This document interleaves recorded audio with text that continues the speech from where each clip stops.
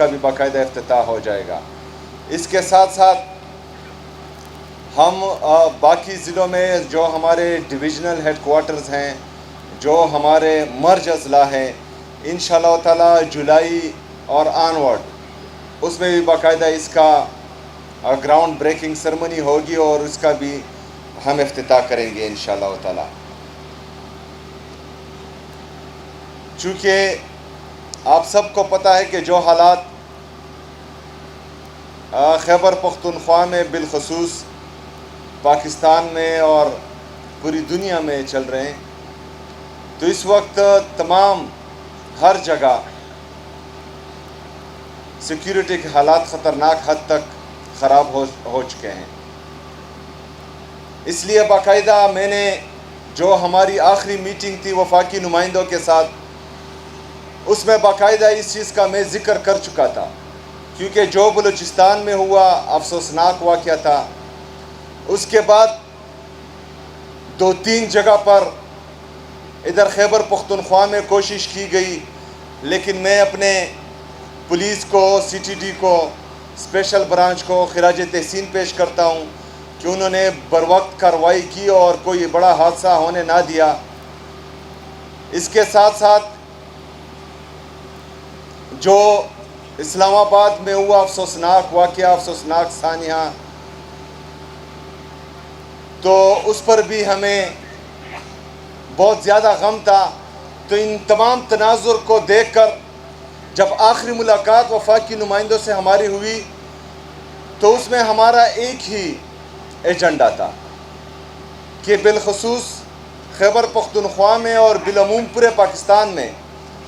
جو حالات خراب ہوتے دکھائی دے رہے ہیں، تو اگر ہم نے اپنے انٹرسٹ نہ بدلے تو یہ حالات مزید خراب ہوں گے۔ اسی تناظر میں جو بار بار تقریباً آخری 3 دفعہ یا 3 ملاقاتوں میں ہمارا لیڈر، ہمارا قائد جناب عمران خان صاحب کہہ چکا تھا افغانستان سے معاملات کے حوالے سے، تو وہی مشورہ میں نے ان کو دہرایا۔ نے کہا کہ خیبر پختونخوا کی حکومت، خیبر پختونخوا کے سٹیک ہولڈرز، جو ہماری سیاسی اور مذہبی جماعتیں ہیں، جو ہمارے قبائلی مشران ہیں اور جو وفاقی نمائندے ہیں، ان کا ایک گرینڈ جرگہ بنایا جائے جس کو افغانستان بھیجا جائے اور وہاں پر بات چیت ہو۔ اور ہمیں یہ لگتا ہے کہ یہ جرگہ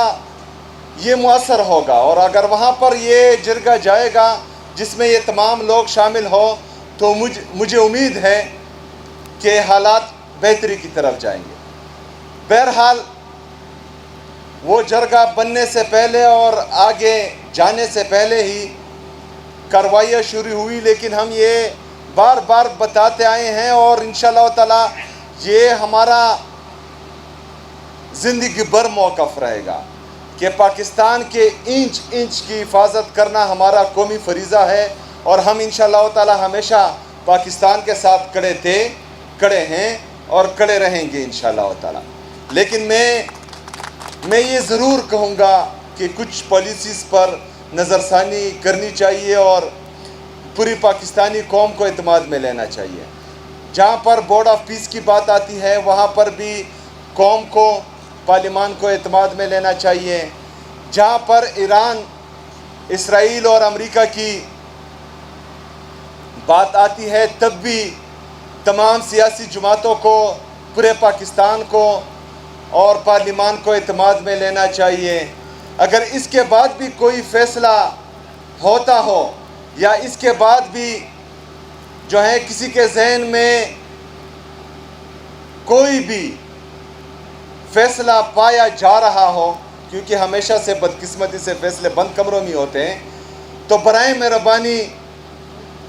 پاکستان کی سب سے بڑی سیاسی جماعت پاکستان تحریک انصاف، امت مسلمہ کے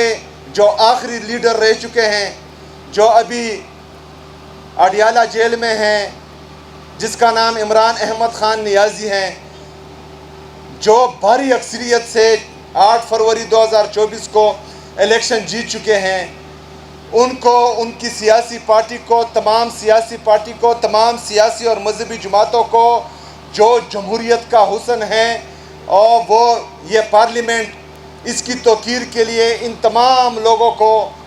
آپ نے اپنے ساتھ بٹھائیں، جرگہ کریں، مشورہ کریں، اس کے بعد بھی کوئی جو بھی فیصلہ ہوگا وہ پاکستان کے مفاد میں ہوگا، وہ پاکستانی عوام کی مفاد میں ہوگا، وہ ہمارے بچوں کے آنے والے بہترین مستقبل کے مفاد میں ہوگا۔ لیکن یہاں پر ایک بات میں واضح کروں کہ اللہ تعالیٰ نے قرآن مجید میں یہ فرمایا ہے کہ یہود اور نصارہ جو ہیں ہمارے کبھی دوست نہیں ہو سکتے، وہ مسلمانوں کے کبھی دوست نہیں ہو سکتے۔ آج ہم مسلمان دنیا کو دیکھ رہے ہیں، اسرائیل اور یہود اس میں جس طرح کر رہے ہیں، تو اگر ہم یہ سوچتے ہیں کہ بحیثیت مسلمان پاکستان ان کے شر سے محفوظ رہے گا تو یہ ہماری خام خیالی ہے۔ لیکن انشاءاللہ تعالی ہمیں اپنے وسائل پر، ہمیں اپنے بازوؤں پر یہ اعتماد ہے اور یہ یقین ہے کہ پاکستان کسی بھی طاقت سے نمٹنے کے لیے انشاءاللہ تعالی ہر وقت تیار رہے گا۔ بہت شکریہ، بہت مہربانی، وما علینا الا البلاغ۔